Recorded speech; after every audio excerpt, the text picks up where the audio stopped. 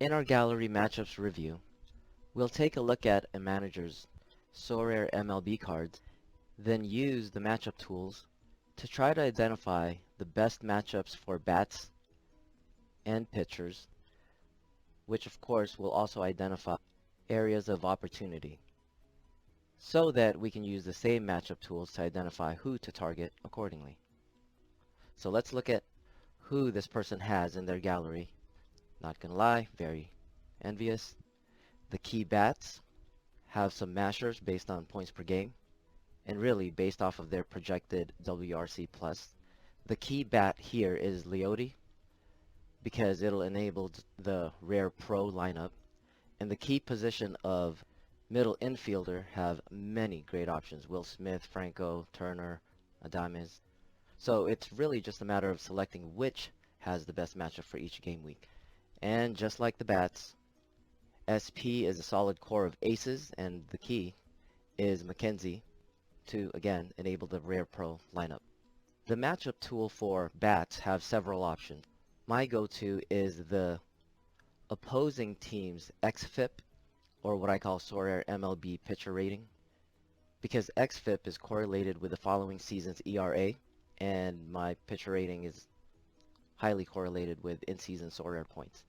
My go-to for pitcher matchups are projected WRC plus because it's it's the most comprehensive offensive metric, and I also like to look at the opposing team's swinging strike percentage because it can be indicative of floor points and ceiling weeks for pitchers like Ohtani, Strider, or strike-heavy pitchers.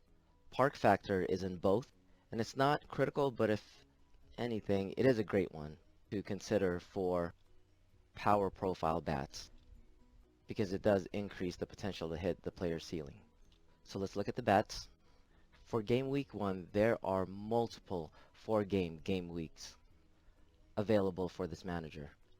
In this case, J-Ram has a relatively tough matchup, but that volume of having 4 games in a game week is key, and we'd be silly to bench him or not put him in our prime lineups. And same story for J-Rod, where this view tells this particular manager, hey, do you want to start Wander Franco with a great matchup but only have 3 games? Or Miranda, who has an excellent matchup but also 3 games, and it's Miranda compared to J-Rod.